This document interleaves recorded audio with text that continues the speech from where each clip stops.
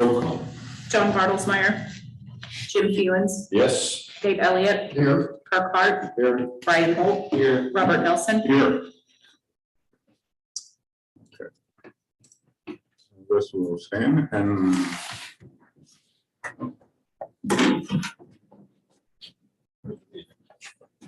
I pledge allegiance to the flag of the United States of America and to the republic which stands one nation under God, indivisible, with liberty and justice for all.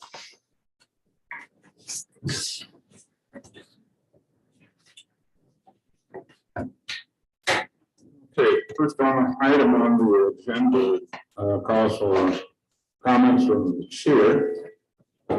Comments that I would make is that we had very successful graduations on Saturday, well attended, and boy, in the noon one we had overflow of people there, which was good to see. So that was great, and I think everyone did exceptionally well for that ceremony. So other than that, any other board members have anything they'd like to contribute? Nursing pinning was nice. It was nice as well the day before. Yes, nursing pinning was on Friday at okay. All right. Comments from, oh, well, we don't have. See? So item C calls for a financial aid report. And I think Lily, please come and talk to us. Well, thank you for having me tonight. Thank you for the shoe. That was really nice. Some of you I know and have met personally, but some of you I don't think I've met, but let me introduce you myself. My name is Lily Grubb, and I am the Director of Financial Aid. And I've been here in June, it'll be 26 years. So I kind of am here just to answer any questions you may have. I included some information in your packet about just things that we've accomplished. And before I go any further, I wanted you to meet Elijah Root. He is now the Assistant Financial Aid Director, and he's been here since August. And so he has been learning my job also, and has taken a load off of my shoulders and the things that he's done. He has taken over essentially all of the Veterans Affairs things because we do certify veterans benefits and counsel those students. And being a vet himself, having gone through getting his education that way, he's a real good resource for that. So I appreciate everything he does, and he's learning a lot of things right now. And we're making sure that everything's documented too, that things in financial aid, as you can probably guess, change quite often. And so there's always more training or more things that we have to be updated on. And so we do attend training. It's been on the web mostly since COVID, but sometimes we do attend conferences as he did back in April. He went to the Kansas Association of Financial Aid Administrators, which we are a part of. So I just included a little bit of information here for this past fall and spring.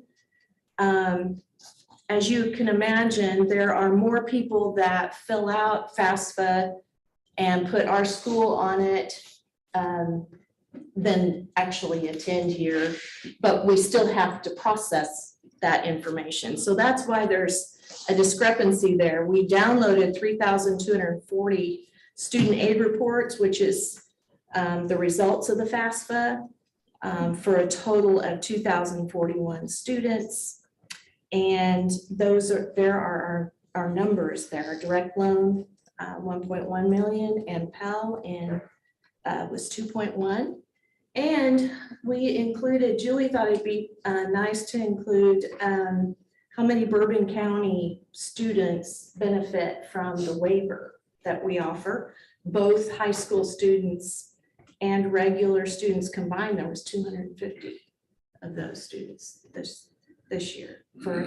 So Fscc waived that part of the tuition for $139,764.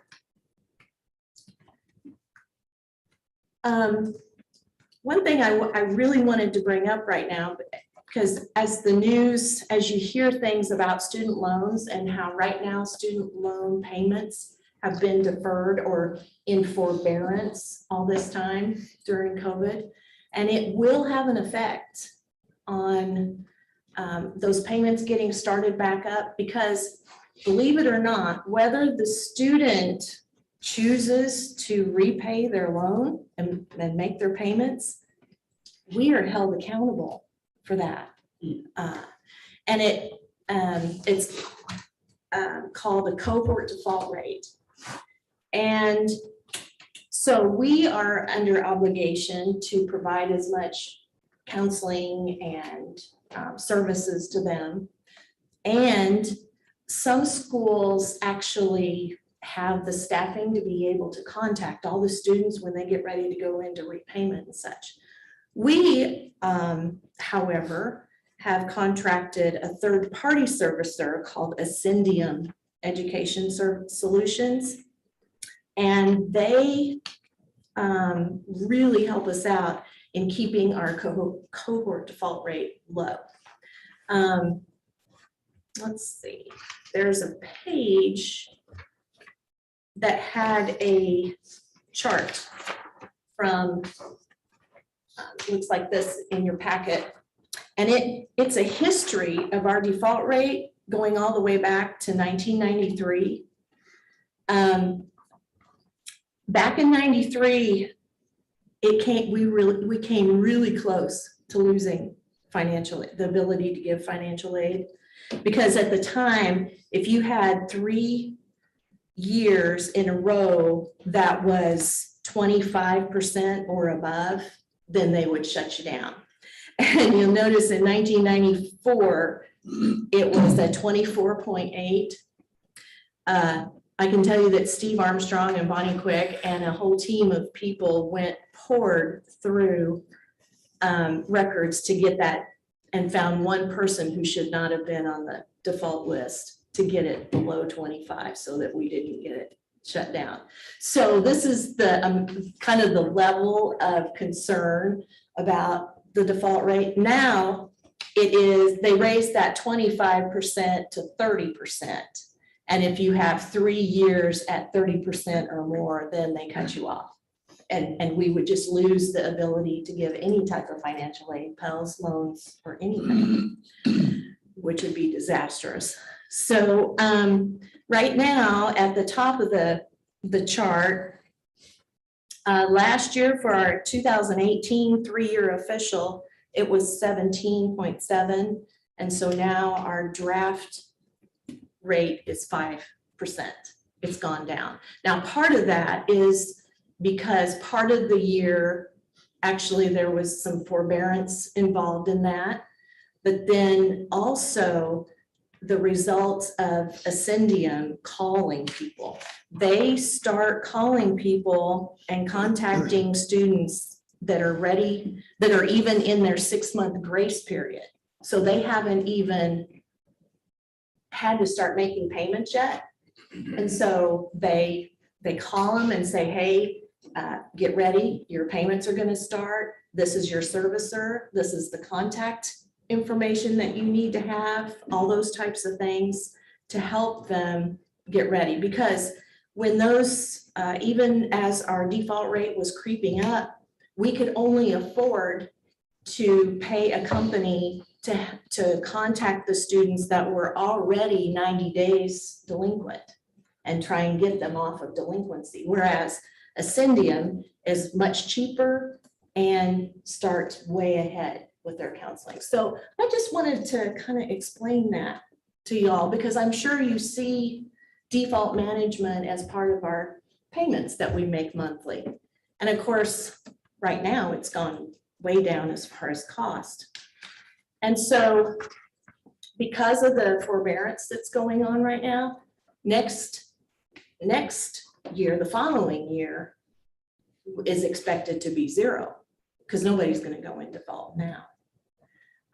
But then after that, when payments start back up, you can just think about, okay, so of course, everything has gone up as far as living expenses, and people have not had to make payments. What's it going to be like when they have to actually start making payments? And that's a concern. Now, there is some legislation being talked about right now about whether the president has the authority to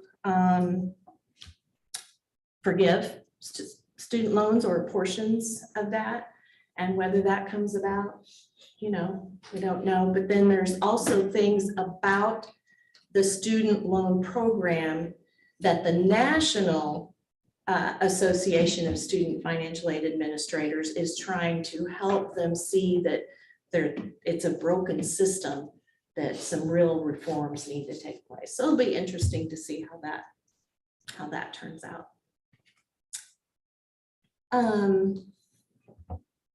Thought you might be interested. Thank you. Well, you want to mention that since you pointed it out? So our Pell's increased about $400 for this next coming school year, 22-23. So it'll be $6,895 for the year. So that's $3,448 in the fall and $3,447 in the spring. So that's extra money that the students get. It's grant if they qualify for it. Yeah. So, and if they get loans on top of that, which you can see that we still, even though we have Pell qualifiers, they do sometimes need a student loan for maybe to pay their housing or just expenses in general. So sometimes, in fact, many times there are refunds back to the students because they don't need all of that just to pay their bill.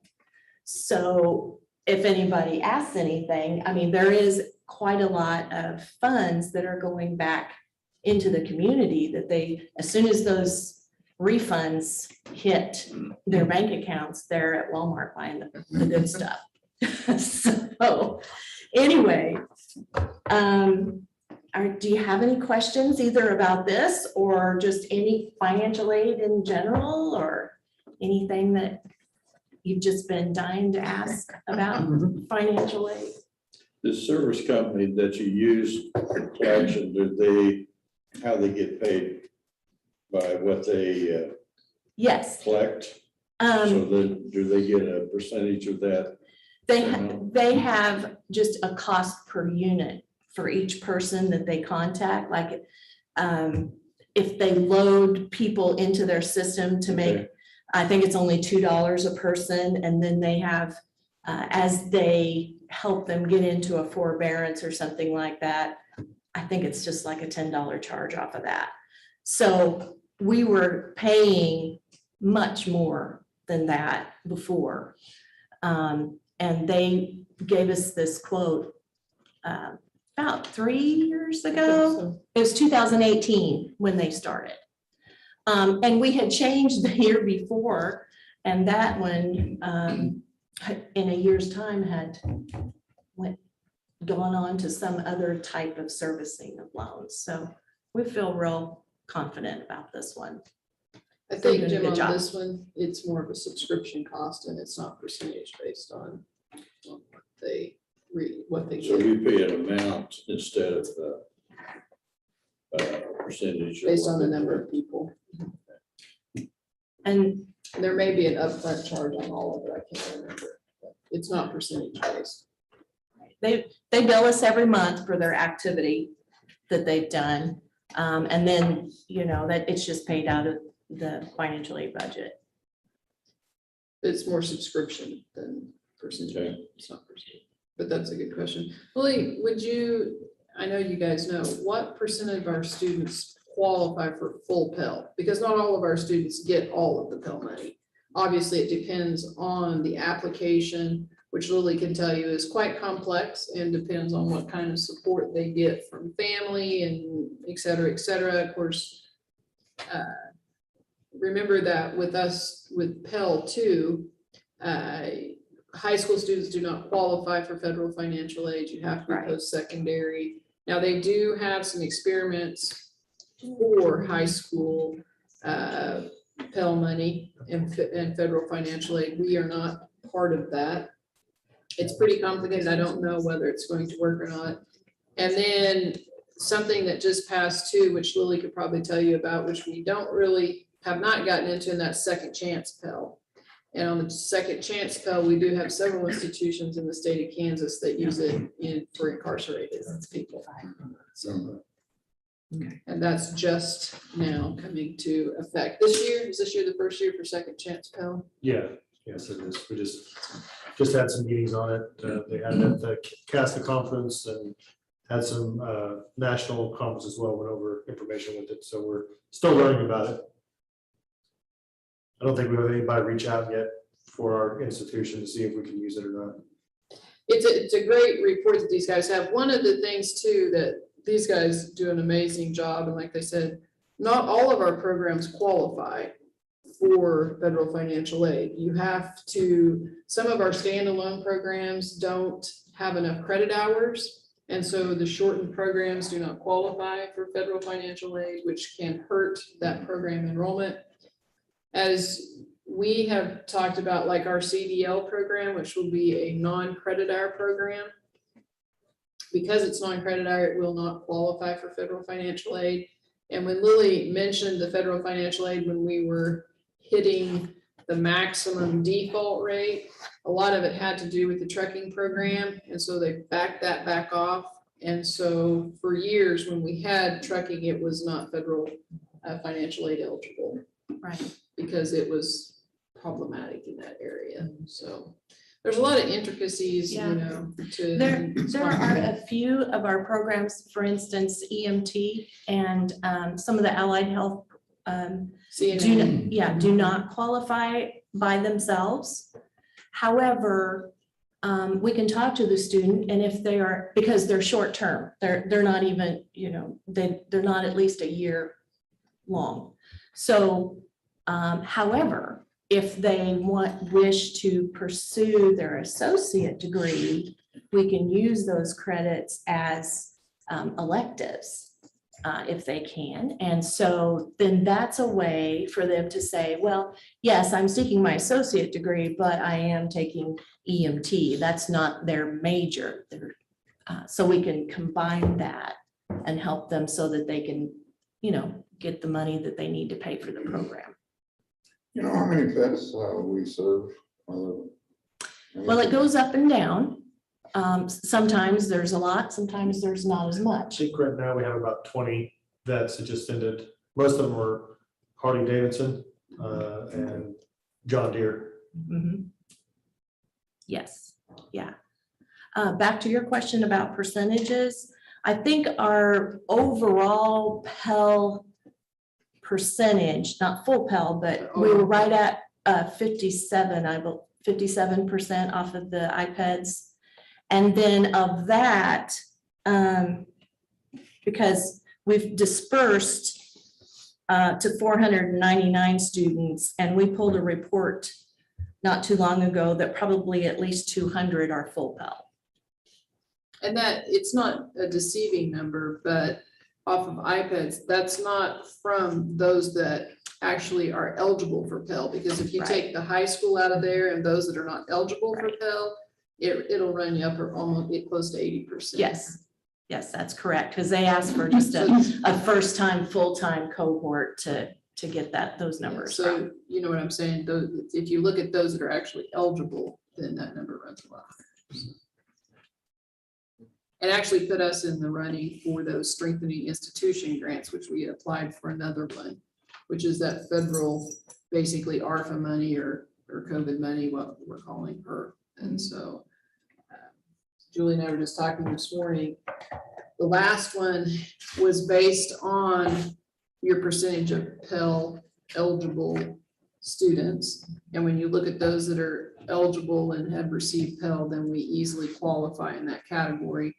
And with each of the 3 HERF grants that we got, with the 3 of them or 2 of them, the 3, each time we got a little bit of extra money because we were a strengthening institutions grant based on our eligibility because of our Pell recipients. So it added up to not quite, but close to 300,000 extra for us that went directly to the institution, not to the students. So, and we're looking at getting some more, we hope. We'll see. I don't know. I think we will. I mean, we qualified every other time, and I don't know why we wouldn't have this time, but Ralph applied for that back in April. yeah, First part of April. first part of April, March, I don't know. So, Any other questions? Well, thank you very much. Okay, Appreciate it. great thanks job. again.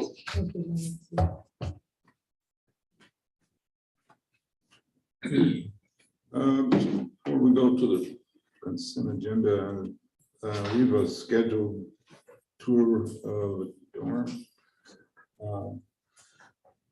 And I'd like to do that post meeting. So we need a vote to be able to move that, because there will be no action taken once we go through the dorm. So need a motion to change this. So moved. Second. Any discussion? Questions? Juliana. I'm sorry, who moved and seconded? I moved. Jim second. Elliot, Yes. Fewens, Yes. Hart, Yes. Holt, Yes. Nelson, Yes. Bartlesmeyer. Next on the agenda is consent agenda. Approval of agenda, approval of minutes of previous meetings. Number 1 attached are the minutes of the board training and regular board meeting conducted on April 18, 2022. C, approval of treasurer's reports, bills, and claims. Attached are the treasurer's report and the bills and claims report. D, approval of personnel action. 1A, Jordan Andrews, men's basketball assistant coach, effective May 9, 2022. Kaylina Anderson, women's basketball head coach, effective May 4, 2022. Luke Dimko, athletic director, effective May 16, 2022.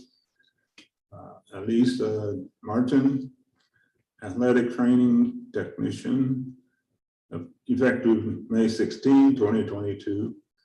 And Jaylyn Milas, women's basketball assistant coach, effective May 16, 2022. And Jay Allen, director of, is it STARS, stars, effective June 1, 2022. Separations, D. Yant, cheer assistant coach, effective April 18, 2022.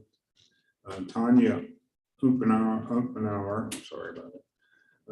Cosmetology instructor, effective May 1, 2022. Hunter Reed, rodeo assistant coach, effective May 9, 2022. Kim Boyer, English instructor, effective May 14, 2022. Jordan Alexander, women's basketball head coach, effective May 16, 2022. Cara Olson, athletic training technician, effective May 16, 2022. Joe D. Smith, trio, database manager, effective May 2022. It is, Robert, yes, do you ma'am. mind if I say a couple of things? Yes. I have a chance here, just because some of this is confusing, plus we have somebody here tonight. So Luke Demko, which I think you all met. Luke, if you wouldn't mind, you might want to introduce yourself and say a couple of things. Today's his first day. We believe in branding people with fire. There you go. I'm Luke Demko. I came from an athletic background. I was here for 3.5 years as a recruiting coordinator for baseball. Love my time here, met my wife here, proposed here. Been with her ever since. I don't know why, but she's good. But we decided to come back. I got a phone call, decided to put in. I'm very excited to be back as the athletic director. Before this, I was a police officer up in Johnson County. I was on hostage negotiator, CIT. I was on a bunch of boards. Mental health is my kind of passion. So I want to bring that here, especially for student athletes, because a lot of people have mental health issues, especially when they leave school or leave the home life for a long time and athletics and academics, and they have to try to get stuff in. So I really want to bring that aspect to athletics as well. So that's kind of my gist. I'm from a small town in New Hampshire. I like small towns. That's why I want to come back. Johnson County was a little too big for me. It was fun up there, but this is where, I guess, second time coming home, I guess. So I'm very excited to be here, and I look forward to working with y'all. So Welcome. Luke has 2 children that will go to yeah, St. Mary's. they'll go to St. Mary's. My wife, one that's 6, one that's about to be 4 at the end of the month. So you'll see 2 blonde hair, blue-eyed kids running around, and they're really sweet, but you can tell them no. Please tell them no. But yeah, they'll be at every game. My daughter's big on cheer and dance and volleyball and just hanging out. And my son will pick up anything and throw it. So he's got an arm like me. I played baseball. I played at Division I level, and I got drafted, played for a while. So I've kind of been all over the place. And again, this is my second time here, and I guess hopefully here to stay for a while. But Good, thank you. I just, a couple other things you probably noticed on there, Jay Allen, that is Dr. Jay Allen, and he's director of STARS, which is the new tech center in Lynn County. I never can remember what it stands for. Southeast Kansas Technical Academic Center for Rural Students. That's a mouthful. So, but we have been talking with Dr. Allen for a while, but it's a little bit unusual, so it was a little bit under, he didn't want, of course, that to get out. He actually will work for us half a day, half time. I don't know about the day. 3/4 time. 3/4 time, and we will pay his benefits. And then he will also continue to be a physician for CHC. And so he's incredibly passionate about this, and you know, is excited about the opportunities and the possibilities. He cracks me up. Of course, what he always says is, I just want to do this, but I can't go naked. Good to know. We're grateful. Is he based out of Pleasanton? Yeah, Okay, yeah. he still work out with boots. Yeah. Yes, every day. Yeah. He drives a pickup truck, yeah. Okay. Yeah. Also, Dee Yaunt, she won't be the, no, sorry. Dee is that sorry, I was thinking Dee and I had my head Chelsea, but Chelsea will move from the foundation office part-time to full-time cheer coach. So she will move offices. I don't know when. Beginning of July. Beginning of July. Yeah. Anyway, I thought there might be some questions on some of that. We always hate to see our people come and go, but you know, sometimes I figure you have questions about some of these folks, so anyway. Yes. Yeah, appreciate that. Anything? Okay. And It that's it. is, Sorry, thank it you. is recommended that the consent agenda items be approved as presented. Is there a motion? I make that a motion. Second. Seconded. Any comments, questions? Hewens, Yes. Hart, Yes. Holt, Yes. Nelson, Yes. Bartlesmeyer, Elliott, Yes.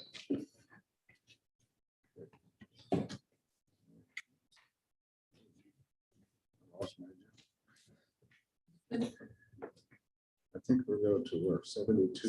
72. Yeah.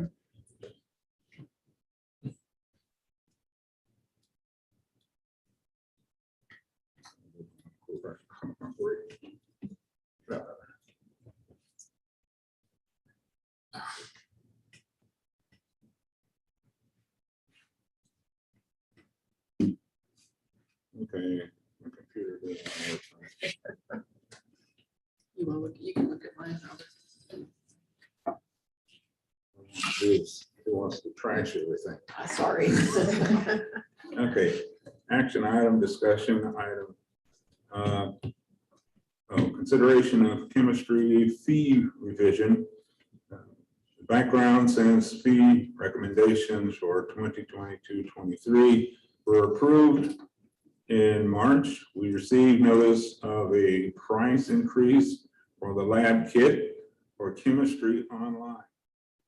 Below is an approved amount required or requested change. Okay. Below is the approved amount and requested change. And what is it? 180 to Went 195. 180 to 195. That's a big chunk. It is administration recommendation we changed for the chemistry online kit, lab kit from 180 to 195 for 2022-23 academic year. Mr. Rock Will is here, so if he wants to say why. Yeah, it's like a lot of other things, costs are going up, and unfortunately, I didn't find out until April 12th. They sent me an email on the 4th, but it didn't go through for some reason, but anyway, it's due to an increase of cost for materials. Everything's going up. Rob, how many kids would that in? Between 20 and 50, depending on what, well, per year, depending on the numbers are. My estimate. And, you know, we've looked from different perspective of, yeah, that we could have them buy their own kit, but that's out of pocket cost. If we do it through the lab fee, they can use Pell Grant or financial aid to pay for it. So would it, in y'all's opinion, are there any kids that are gonna get pinched in a big way with that, or is the financial aid? I think the ones that would get, you know, we're talking $15 difference, and the ones that would get pinched usually would qualify for Pell. Gotcha. So.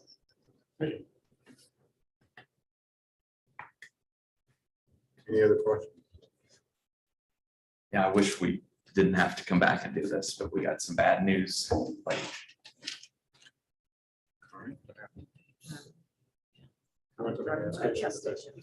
Yeah. yes. Any other questions? Is there a motion? I'll move. Further discussion. Vote. Hart, Yes. Holt, Yes. Nelson, Yes. Bartlesmeyer, Elliott, Yes. Hewens. Yes. Okay, next item is. That one's, yeah. Yeah. To get to more into it. Sorry.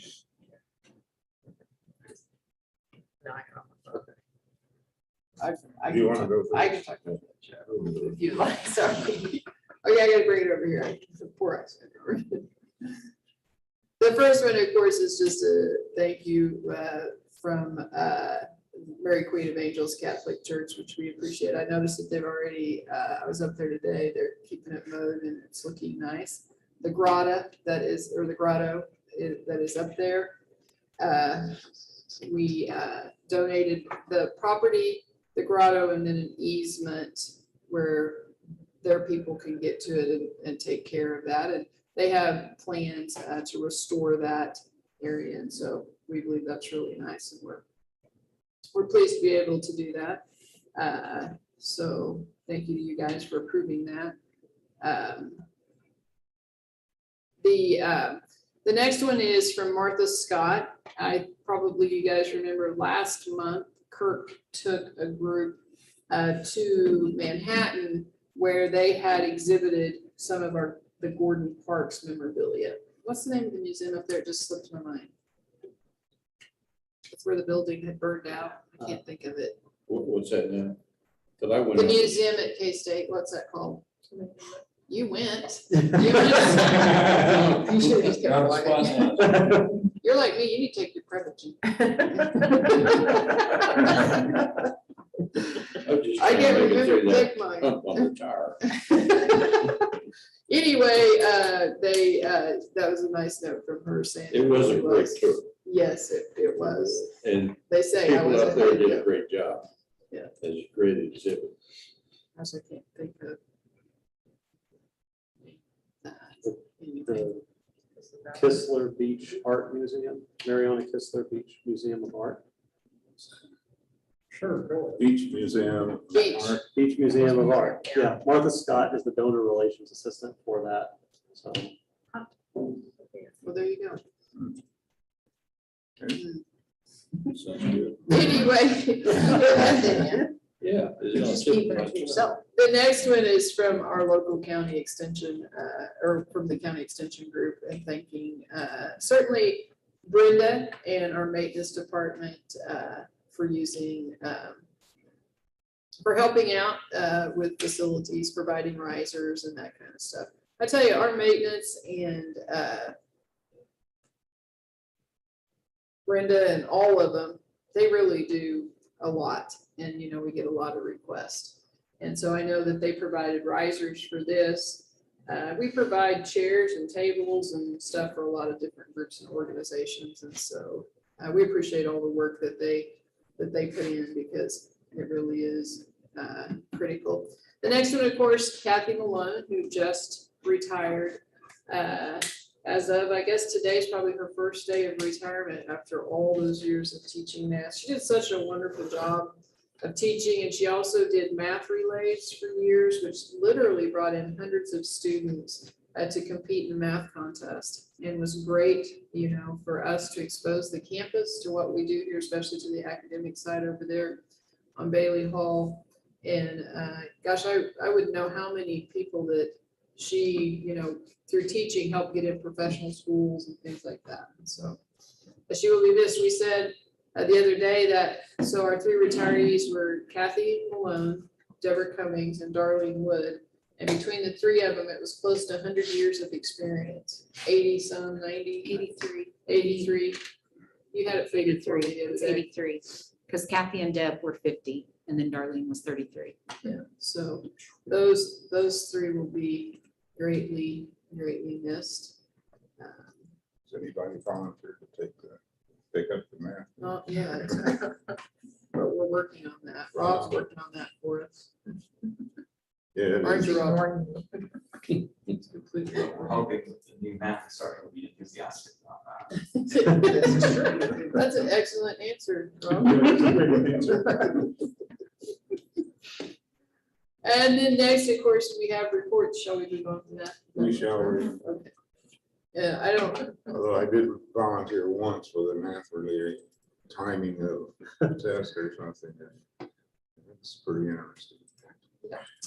that is, and thank you for volunteering. I got volunteers. So where do we want to start with the reports? Gordon Parks Museum update. I saw the Gordon Parks. Beach Museum It of has the Art. beach museum listed in there. You're so snotty about that. Just had to prove this right. And then the next one, I think, is the Miami County campus report. She always has such nice pictures. It's kind of, we're like, okay, we can't keep up with Buddy Joe, so we're just like, So we're trying to try. Yeah, can I just make a comment? Yes. On Gordon Parks thing? My wife worked at, helped her on the big Kansas road trip. I went downtown that day for the stump That's really a pretty exciting thing that was going on. And the two ladies that coordinate that, they are really excited. If you happen to come up and they don't greet you, you're left out. I mean, before you even get in the door, they're right on you. They were really excited, made you excited about the whole thing. And they came out here to Gordon Park Center also. He also found out today, which I had kind of let the cat out of the bag because I didn't realize it was not official, but Kirk found out today that Fort Scott and Gordon Parks will be the official hosts of the Kansas Museum Association. I believe. Kansas Museum Association's annual conference. And so that's really cool. And actually, they tried to do it east and west. And so this is the first time that they approved 2 years in advance because they liked the proposal so much. And so there was a lot of course, the Gordon Parks Board and a lot of community people wrote support letters on behalf of getting that. And so that will be a really nice event. So it won't be this summer, it will be next summer. So it's the first time we believe that their board has approved that far out because they were so pleased with the package.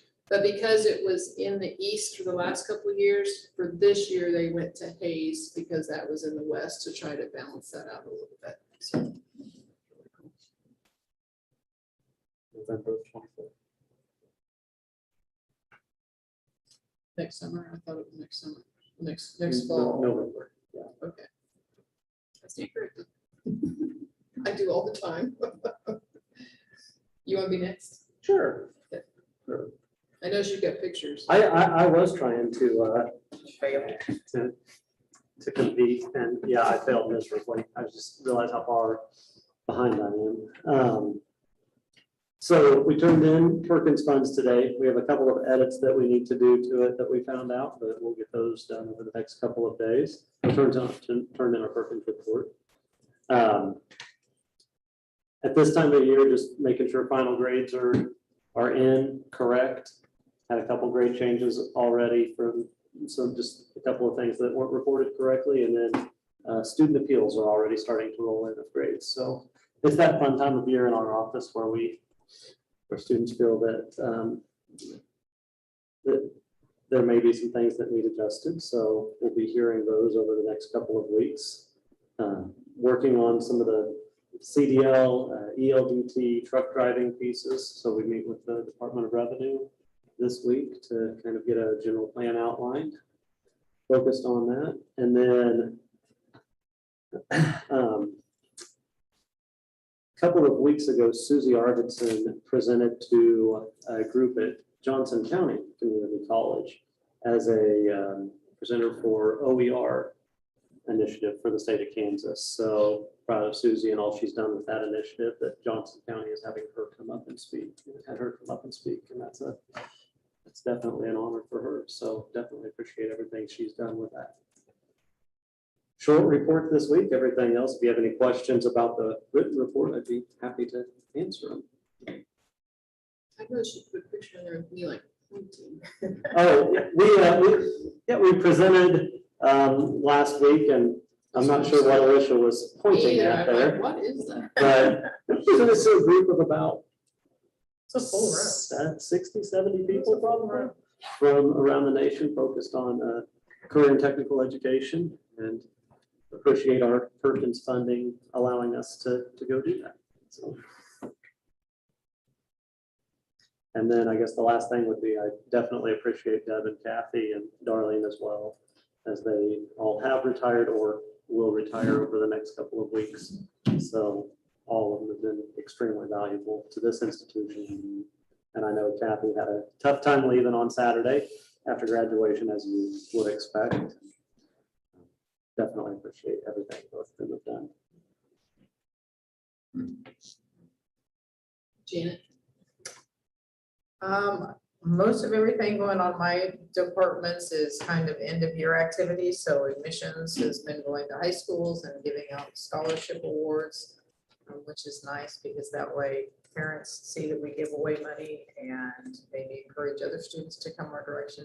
And it's been nice to be able to get back into the high schools and do those things in person. So that's been a benefit. Of course, advising is still working on enrolling students for summer and for next fall, and families are still coming in for campus visits and tours and doing those kinds of things. Even, like our HIP program still has graduations and students finishing up their high school equivalencies. Registrar, of course, grades are coming in, working on getting all those grades posted and put on their transcripts so that degrees can be awarded, and all of those diplomas that students are anticipating can be mailed out to them. Working on getting all of that finished up. Trio had a really nice recognition lunch for their students. So they gave them some scholarship and some honors as well. So it's just been a lot of those end of year wrap up kind of activities. I'm happy to answer any questions if you see anything that you would like to know about.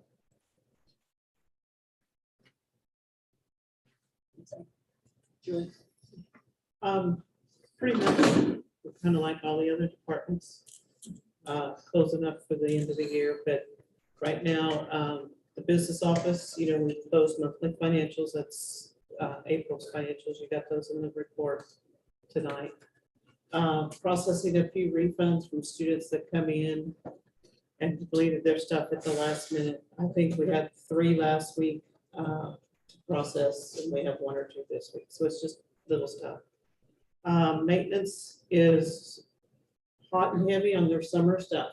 They always have remodel or renovation or painting or upgrading projects. And so between that and the custodians cleaning the dorms, they have quite a little schedule. As long as Jared keeps track of it, I'm good, because I can't keep track of it all, but he has it going and how long they spend here and there and that type of thing. For information technology, you can see we've completed email migration. They've done some work at the Hill Street project, finished that, some work to technology in the classroom for Adam, and just set up for graduation and that type of thing. They're kind of like maintenance, only their list is not as long this year. They have particular projects that they try to get done in the summer when students are not here as present as during the fall and spring. And then logistics, bookstore, they're kind of doing their end of the year stuff. Charles is reviewing vehicles and what their needs are and maintenance and that type of thing. Then he also gets pulled into the maintenance department and helps mow or whatever's needed. So any questions there that you would have for me or thoughts? Campus always looks good. It does look good. They were planning that mowing job right before graduation to make sure it looked really nice. And then the flowers come out and bloomed at the last minute there, and it looked really nice.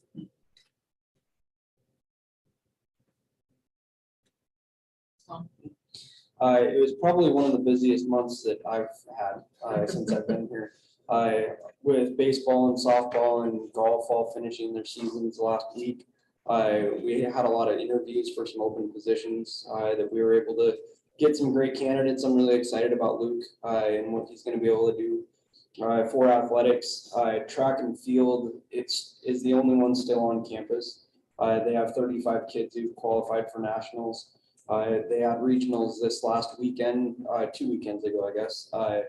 And Philip Redrick was named the Women's Coach of the Year, which is a huge honor because there's 16 teams in our region. And for him to get that honor so quickly is a great thing for our program and shows how much work that he's put in. We had our Hall of Fame banquet May 8th, and that turned out to be a good event. We had 4 inductees that were able to come back, except Dave LaRoche. He was still in New Mexico, but Adam accepted on his behalf. But I think everyone had a very good time with that.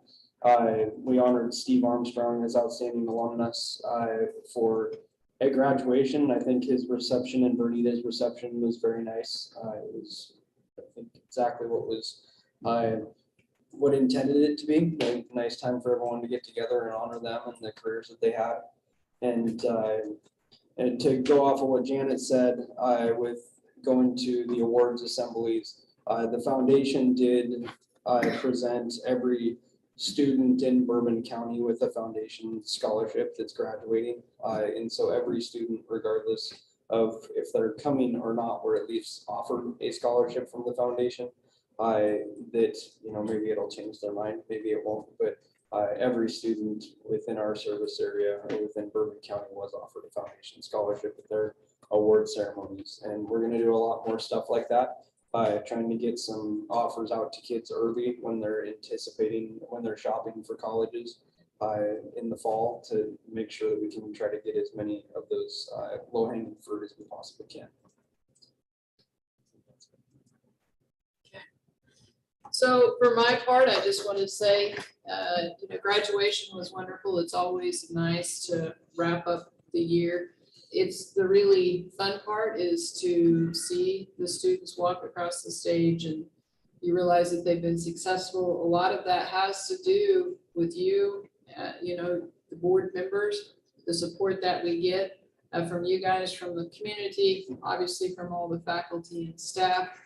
It's a very happy time and it's sure my favorite time. But it really was a nice, I thought, ceremony, both the 9 o'clock and the noon. I tell you, our speakers were amazing. Robert did an amazing job of introducing Bernita, who gave a wonderful speech. And then in the second ceremony at noon, Steve Armstrong did an amazing, great job, and so did our sophomore, Daphne Hedrick, who was the outstanding sophomore. So it just makes you realize what impressive people that we have here and that have contributed to this institution for so many years. And it's really the reason that we're sustainable and that we have positioned ourselves to be in good shape long-term. And so, like I said, the passion for student success was obvious and on full display on Saturday. And it was really nice to see. Just a couple things about sort of the summer schedule. So we do go to a summer schedule this week. So we work 7:30 to 5 with a 30-minute lunch. And then we are partially closed on Fridays. Every department will have at least one person there that can field calls or whatever should we get them. But folks that, for instance, work on a Friday, then they would get the following Monday. So we go to that summer schedule, which we go through till school starts or till the 1st of August. 1st of August, last week of July. So last week of August is, no, July, like he said. And then we will go back to the normal schedule. We do have some things going on this summer that we have not had in a couple of years.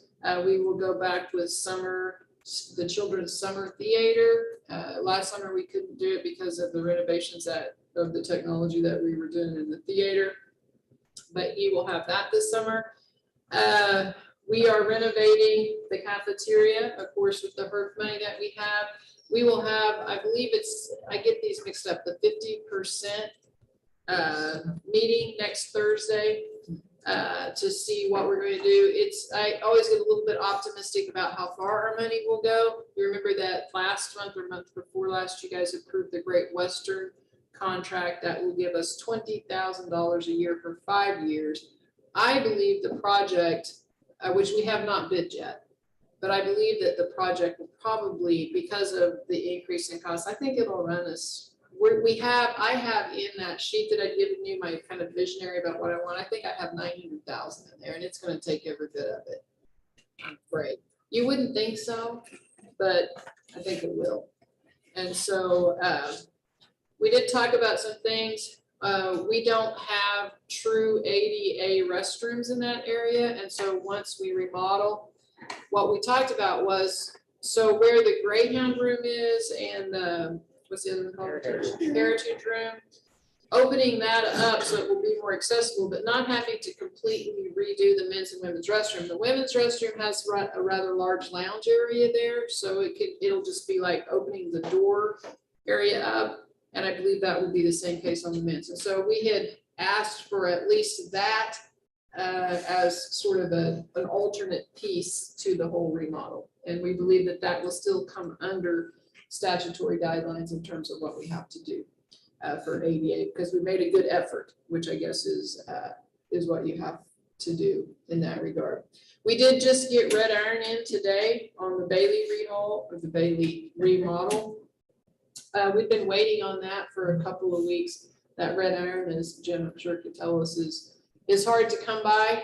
And so if you get an opportunity to stop by and look at either one of the remodels, of course, we haven't started over there yet, but all you'll need is a hard hat. So I've got one in my office if you want to stop by and get it. It says Crossland, but they're not the ones doing it. but they won't care.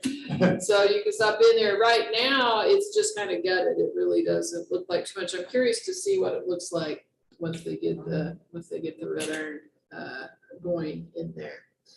The only, of course, we've got quite a bit going on. Like I said, I want to thank everybody. We've been working on this CDL thing. I'd like to thank Adam and Chris Fingarelli for working on that. I don't want to get my cart before my horse, but I'm hopeful. I got an email this morning from Senator Moran's assistant in the Washington office, because I've been begging his office for some congressionally directed money. And so that goes in the omnibus bill. And so I got kind of an exciting email this morning that by this afternoon, I got it to him. Thank you for giving me the estimates on that. Kind of, they said, what would it cost if we bought 3 tractors and 3 trailers? Well, the trailers we want to make sure that, I wanted to make sure that we were able to pick up some of these endorsements that they're needing, like the hazardous material endorsement. And FedEx is going in at Pittsburgh, and Old Dominion, of course, runs out of Parsons. And both of those guys do dual trailers, and that's also an endorsement. And so on the 3 tractors and 3 trailers, we're asking for a tanker trailer, a double cargo trailer with a dolly. So you could put like a third, but when we looked up, a lot of states won't let you run 3. He said, you say you see 3. I've never seen more than 2. I only see him running with a pup, but anyway. And then the other one would be a flatbed trailer, because we already have a tractor, just what I call a van trailer. And so the flatbed would honestly be useful for us too, as an institution, because a lot of times we have to move equipment like John Deere equipment, or to move, like some of the things that they build in construction trades and things like that. So it would be nice to have that now. And the point is that they can practice on all these different types of trailers. Backing an empty utility trailer sometimes can be difficult, because you can't see the trailer. It's like once you take the boat off the trailer, you can't see the trailer kind of thing. But I don't, like I said, I don't know that the money will come through, but we're hopeful, and it added up to be $386,500.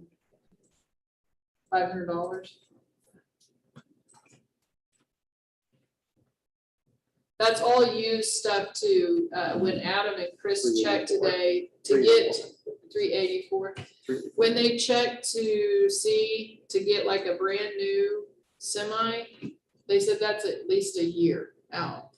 And so it looked like you can get semis with about, of course they last for a long time, with 300 to 400,000 miles for about $120,000 a piece. So that's still a lot of money, but I think the trailers, 2 were $35,000 is the quote we got, and then the other one was 58,000. Is that what I put? 44,950. I can't get anything straight. The others were 35. The others were 35, yes. I'm reading your report. But that's The all I tanker know. trailer for the hazmat practice, and then the pups were both 35. I don't know why the other one was that By the much. flatbed's 44,950. I don't know why that was so much more expensive. Anybody else know anything about that? Anyway, but that's something that we're also, like I said, working on, and I'm hopeful for. The gentleman from the Department of Revenue will be down Thursday to visit about being the third-party testing site, which is exciting. Remember that this is a non-credit hour program that we're also trying to work with the Department of Commerce on getting some workforce aid money for. So if a business were to sponsor an individual, which is what they want, and we've already generated a lot of interest in this, the business would pay some money, and then the state of Kansas would pay. So we're saying that it's $3,000, so if we get it, and we're hopeful the 1,500 would come through Workforce Aid, the Department of Commerce. Of course, we'd have to sign a contract with the business that says that business would either employ, if they pass the testing, or continue to employ those people in the business, and that would be contractual. And then the company would pay $1,500 as well. If an individual just wanted to do it on their own, that was, that just was not associated with the business, then it would be $3,000.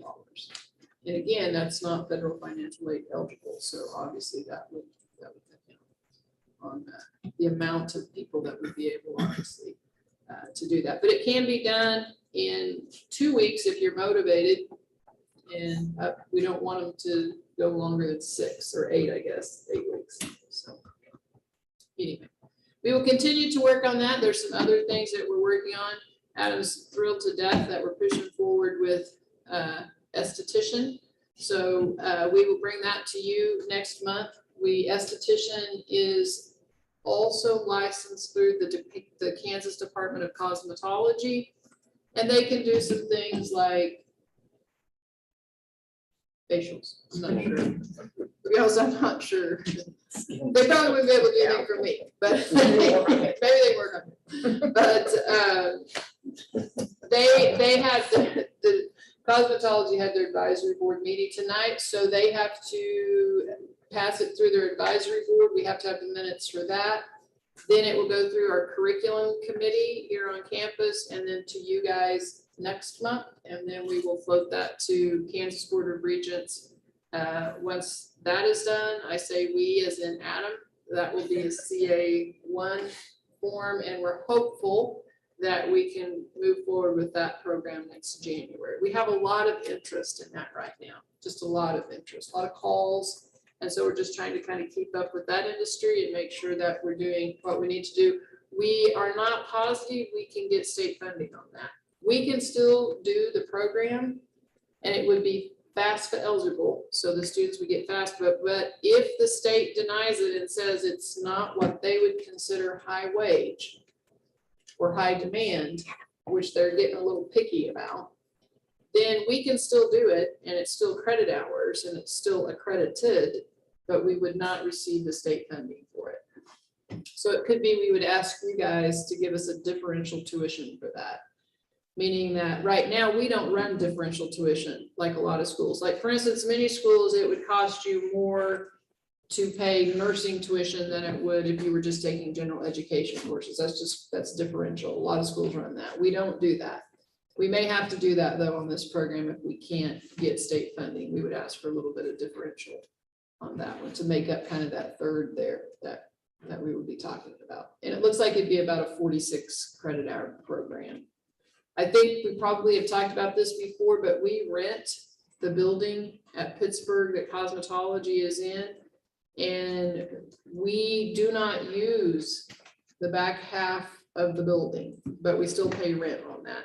The rent is very affordable there, but the building does have some issues sometimes. It's in an amazing location for us because it is right downtown. We get a lot of walk-in traffic. There's parking right next to the building. And so the location is ideal.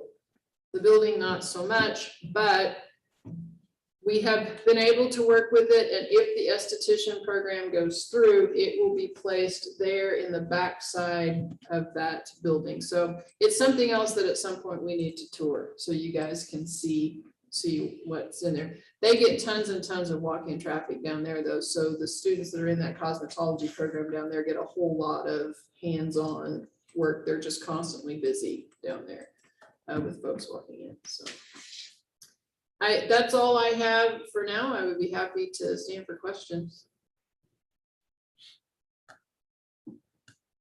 If not, that completes my report. Okay, thank you. Let's see, we have no executive session scheduled, so that takes us to